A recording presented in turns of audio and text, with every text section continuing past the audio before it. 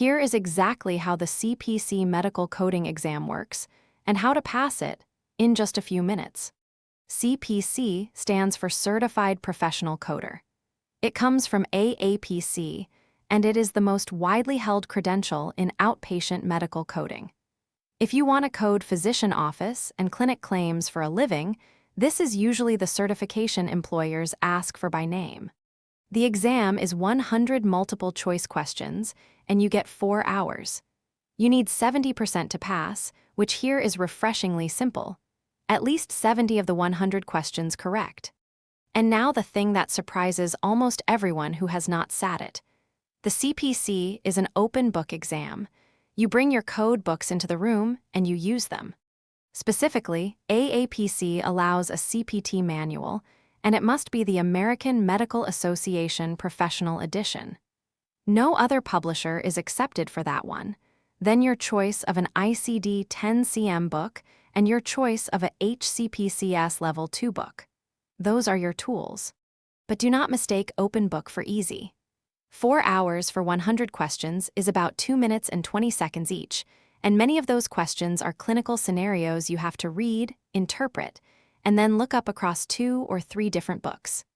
If you are hunting for a code from scratch, you will run out of time long before you run out of questions.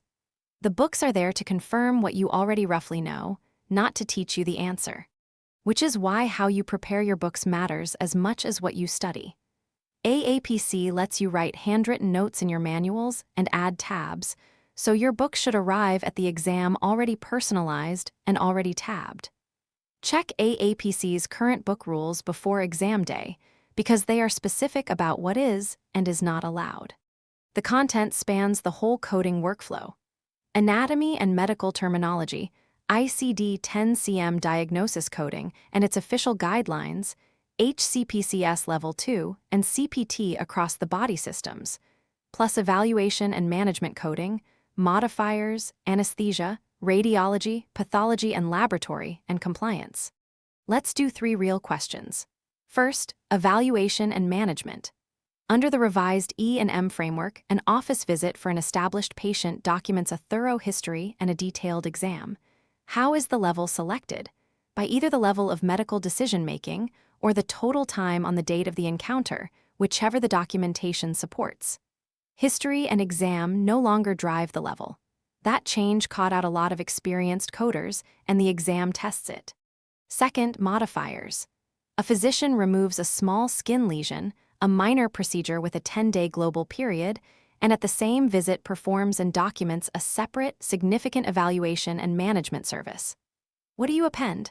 Modifier 25 on the E&M code, not on the procedure. Modifier questions are usually really 2 questions. Which modifier and which code does it attach to? Third, modifiers again, because they carry a lot of weight. 3 weeks after a knee replacement with a 90-day global period, the same surgeon sees the patient for an acute problem unrelated to the knee. What applies? Modifier 24 for an unrelated evaluation and management service during a postoperative period. 24, 25, and 57 all live near each other, and telling them apart is a reliable source of exam points. So, how do you prepare? Tip 1. Practice with the exact books you will bring, tabbed the way you will tab them. Speed on this exam is mostly navigation speed, and navigation speed is muscle memory in a specific physical book.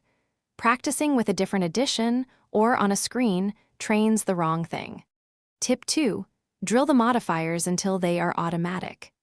24, 25, 57, 59, and the bilateral and multiple procedure modifiers come up constantly. They are pure rules rather than lookups, and they are the fastest points on the paper. Tip 3. Learn the ICD-10 official guidelines as guidelines, not as codes.